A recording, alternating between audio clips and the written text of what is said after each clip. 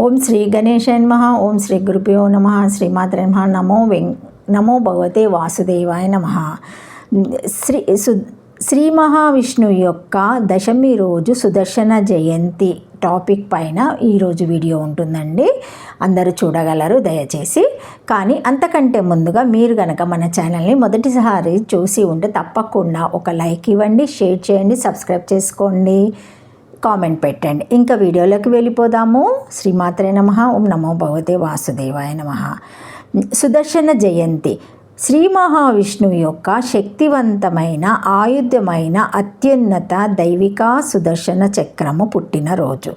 ఈ శక్తివంతమైన ఆయుధము మీ ఎదుగుదలకు మరియు విజయానికి ఆటంకం కలిగించే అన్ని ప్రతికూల శక్తులను ఎదుర్కోగలిగే ధర్మానికి ఒక ఘనమైన కవచంగా, సంరక్షకుడుగా మరియు మానసిక ధైర్యాన్ని తీసుకొని వెళ్ళే ఆయుధంగా భావిస్తారు. సుదర్శన జయంతి తమిళ నెల ఆది జూన్ ఆగస్టు నెలలో శుక్లపక్షమి దశమి 10వ క్షీణిస్తున్న చంద్రుడు నాడు వస్తుంది. పురాణాల్లో సుదర్శన చక్రము రాక్షసుల తల నరికివేసేందుకు విష్ణువు సుదర్శన చక్రాన్ని ఉపయోగించినట్లు పౌరాణిక ప్రస్తావనలు చాలా ఉన్నాయి. కానీ సుదర్శన చక్రం యొక్క పుట్టుక గురించి కేవలము 2 పురాణాలు మాత్రమే ఉన్నాయి. శివుడు విష్ణువు పట్ల తీవ్రమైన తపస్సు చేసిన తర్వాత రాక్షసులను చంపడానికి సుదర్శన చక్రాన్ని ఎలా బహుమతిగా ఇచ్చాడో వివరించడానికి అలాంటి కథ ఒకటి. ఖగోళ జీవుల యొక్క ప్రధాన వాస్తుశిల్పి అయిన విశ్వకర్మ సూర్యుని తేజస్సును తగ్గించి సుదర్శన చక్రాన్ని ఎలా సృష్టించాడో మరియు సూర్యుని తేజస్సులోని భాగాలను ఉపయోగించి సుదర్శన చక్రాన్ని ఎలా సృష్టించాడో మరొక కథ వివరిస్తుంది. సుదర్శన భగవానుడు శత్రువులను తుడిచిపెట్టి ఆత్మను స్వస్థపరుస్తాడు. సుదర్శన భగవానుడు మరెవరో కాదు, విష్ణువు. నాశనం చేయలేని సుదర్శన చక్రాన్ని కలిగి ఉన్నందున అతన్ని అలా పిలుస్తారు.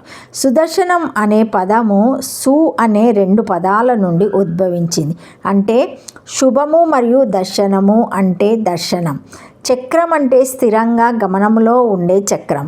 త్రిమూర్తులు బ్రహ్మ, విష్ణు మరియు శివుల కలయికతో చక్రం సృష్టించబడింది. పురాణాల ప్రకారము శ్రీకృష్ణుడు మరియు అర్జునుడు కాండవ వనాన్ని దహనం చేయడంలో అగ్నిదేవునికి సహకరించారు. బదులుగా అతను కృష్ణుడికి సుదర్శన చక్రము మరియు కౌమాదాకి జాపత్రిని బహుమతిగా ఇచ్చాడు.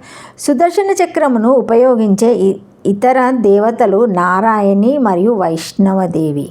సుదర్శన జయంతి నాడు మహాసుదర్శన అష్టక హోమం ఎందుకు?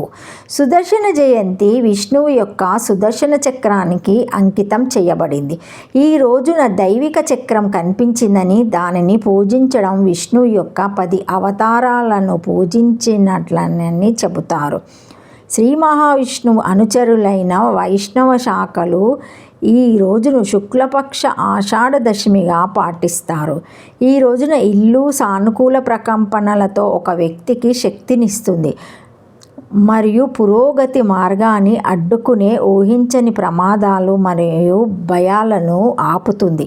మీ శత్రువులు దూరంగా ఉంచబడతారు మరియు అన్ని చింతలు మరియు బాధలు తొలగిపోతాయి. భగవంతుడు సుదర్శనుడు తన శక్తివంతమైన ఆయుధాన్ని ఉపయోగించి భక్తుడు కోరుకునే ప్రతిదాన్ని ఇస్తాడు.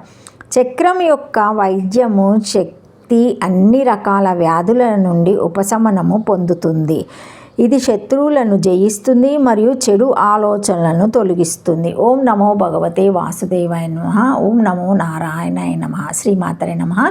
Thank you for watching my video. Please like, share, comment, subscribe to my channel. మరిన్ని వీడియోస్తో మళ్ళీ కలుస్తానండి. ఈ వీడియో కనుక మొదటిసారి ఎవరైనా చూసి ఉంటే తప్పకుండా ఒక చిన్న లైక్ ఇవ్వండి. నాకు చాలా హెల్ప్ చేసిన వాళ్ళు అవుతారు. Thank you. కామెంట్ పెట్టండి. నచ్చితే సబ్స్క్రైబ్ చేసుకోండి. Thank you.